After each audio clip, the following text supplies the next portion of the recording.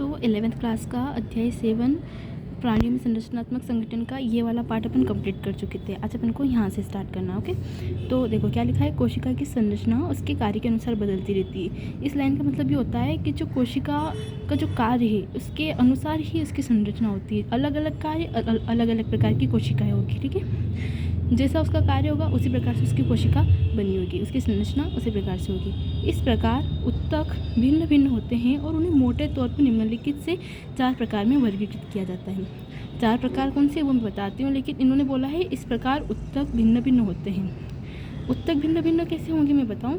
कोशिका, जैसे कि कोशिका की संरचना उनके कार्य के अनुसार अलग अलग होती है और कोशिका मिलकर ही, एक और एक से अधिक कोशिका मिलकर ही उत्तक का निर्माण करती है ना, इसलिए उत्तक भी भिन्न भिन्न होते हैं। कौन कौन से 4 प्रकार है, तो 4 प्रकार है उपकला उत्तक, संयोजी उत्तक, पेशी उत्तक और तंत्रिका उत्तक। सबसे पहले दिया गया है उपकला उत्तक। हम उपकला उत्तक को सामान्यतः उपकला ही कहते हैं। उपकला उत्तक का सामान्य नाम भी उपकला ही होता है। इस उत्तक में एक मुक्त स्तर होता है, मतलब कि एक साइड फ्री है और एक साइड मतलब कहीं किसी से बॉन्ड बना रखा है, मतलब तो इस उत्तक में एक मुक्त स्तर होता है जो एक और, तो देह तरल का मतलब होता है बॉडी फ्लूइड, यानी अपने अंदर, शरीर के अंदर जो भी फ्लूइड है उसके संपर्क में और दूसरी ओर बाहर वातावरण के संपर्क में होता है।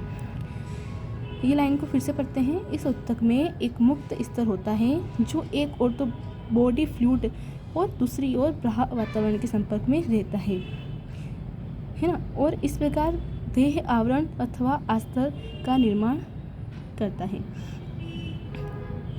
देह आवरण यानी बॉडी का जो भी अपना अस्तर है, अपनी त्वचा, वो एक तरफ तो अपनी बॉडी के फ्लूइड से कनेक्टेड है और दूसरी तरफ बाहर वातावरण से कनेक्टेड है, तो ये त्वचा की बात हो रही है ना।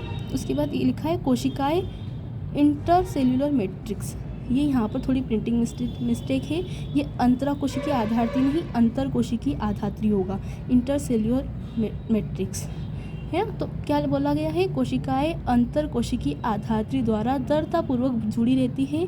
उपकला उत्तक 2 प्रकार के होते हैं, सरल उपकला तथा संयुक्त उपकला। सरल उपकला एक ही स्तर का बना होता है तथा यह देह गुहाओं, वाहिनियों और नलिकाओं का अस्तर है। सरल उपकला की डेफिनेशन है ये कि सरल उपकला एक ही स्तर से बना होता है। सरल उपकला नाम से पता चल रहा है कि ऐसी उपकला जो सरल प्रकार की होगी वो एक ही स्तर से बनी होगी, है ना।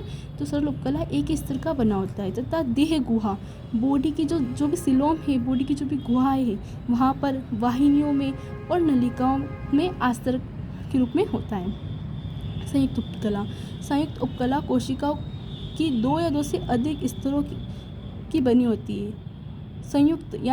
संयुक्त वर्ड अपन कहाँ यूज़ करते हैं, जब कोई 2 चीज़ें मिल रही हो तो संयुक्त, है ना। तो संयुक्त उपकला का मीनिंग भी यही है कि जब 2 या 2 से अधिक परतें मिल रही हो, जब 2 या 2 से अधिक स्तर मिल रहे हो तो संयुक्त उपकला बन जाती है। इसका कार्य रक्षात्मक है, जैसे कि हमारी त्वचा। तो जो ये यहाँ पर उपकला उत्तक का जो ये दे रखा ना, ये संयुक्त उपकला का ही एग्जाम्पल है। ठीक है, तो त्वचा, कोशिका के संरचनात्मक रूपांतरण के आधार पर सरल उपकला 3 प्रकार के होते हैं, शल्की उपकला, घनाकार उपकला और स्तंभाकार उपकला। ये जो डायग्राम दे रखा है ये शल्की उपकला का है।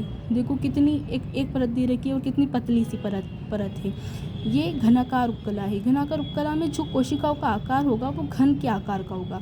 और ये जो है ये है स्तंभाकार उपकला। स्तंभाकार उपकला में कोशिकाओं का आकार स्तंभ की तरह होगा। देखो ये एक स्तंभ की तरह बना हुआ है, ये एक घन की तरह बना हुआ है, ठीक है।